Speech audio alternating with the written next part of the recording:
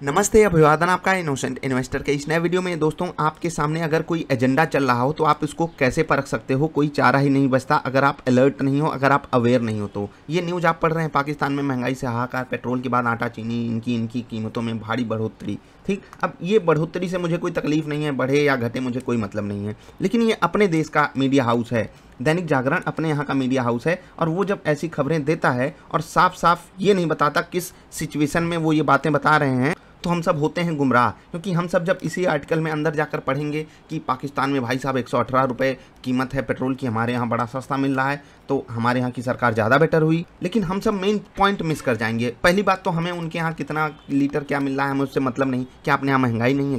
क्या अपने यहाँ दिक्कतें नहीं है? क्या अपने यहाँ ब्याज दरें कम नहीं हुई हैं? क्या अपने यहाँ लोगों को तकलीफ नहीं हो रही है? वो खबर आप नहीं दिखाओगे, कहानी करोगे यहाँ पर खबर दिखाने में। और बाहर की खबर में आपको इतना इंटरेस्ट है क्योंकि आपको पता है कि लोग बस यही देखकर खुश हो जाएंगे, हाँ हाँ चलो भाई यही दिखा देते हैं। अपने यहाँ की महंगाई पे कहीं पर लॉजिकल बहस होती नहीं दिखाई देती, कहीं पर ये नहीं बात होती दिखाई देती कि कैसे हम इसको टैकल कर सकते हैं, कैसे सरकार कम कर सकती है। कुछ भी होगा तो बस वहाँ पर अपना अपना एजेंडा चालू हो जाता है। खैर, ये एक एजेंडा है या नहीं वो आप खुद डिसाइड करोगे, लेकिन मैं यहाँ पर जो आपसे बात कहने आ रहा हूँ कि कोई भी न्यूज को आपको किस तरीके से बताया जा रहा है, बहुत ज़्यादा चांसेस है आप उस तरीके से ही मंत्रमुग्ध हो जाओ और गुमराह हो जाओ। ठीक, अब यहाँ पर जैसे मैं आपको सिंपली कुछ और बात बता देना चाहता हूँ।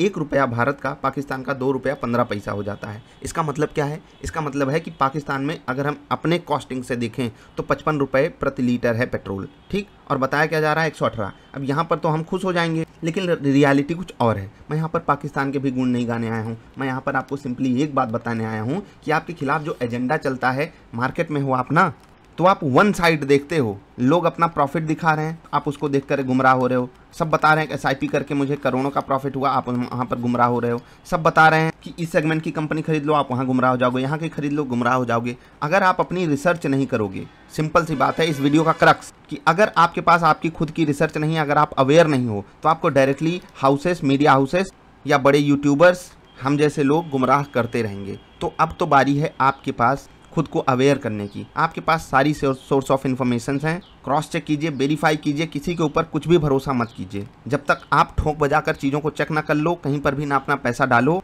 ना किसी की बातों पे विश्वास करो। कौन क्या एजेंडा चला रहा है उनको चलाने दीजिए, उनकी क्या रोटी कहाँ से आ रही है वो मुझे नहीं पता। ना मैं दैनिक जागरण वालों के खिलाफ हूँ, ना इनके साथ हूँ। मैं सिर्फ आपको एक बात बता रहा हूँ कि दैनिक जागरण वालों को यहाँ पर बताना चाहिए किसकी, अपने देश की दिक्कत, अपने देश की महंगाई के बारे में बहस करो। पाकिस्तान से क्या मतलब, लेकिन उनको पता है ना कि बस कर दो चीज़ें हो जाएंगी। मैं ना पाकिस्तान के खिलाफ हूँ, ना पाकिस्तान के साथ हूँ। वहाँ की सरकार जो कर रही है करने दीजिए। वहाँ पर डीजल पेट्रोल 118 मिल रहा है, 55 मिल रहा है, मुझे उससे कोई मतलब नहीं। मुझे सिर्फ एजेंडा से मतलब है। किसी के एजेंडा में आप फिट मत बैठिए, आप अपनी अवेयरनेस को बरकरार रखिए, अवेयरनेस को बढ़ाने की कोशिश कीजिए।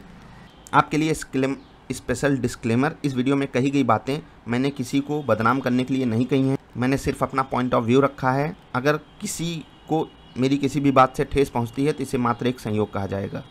एजेंडा से दूर हटिए, अवेयरनेस को बढ़ावा दीजिए, खुद के लिए भी दूसरों के लिए भी एक बेटर ह्यूमन बीइंग बनकर सामने आइए, दूसरों को भी इन्फॉर्मेशन अच्छी देते रहिए। मिलेंगे फिर से, नमस्कार।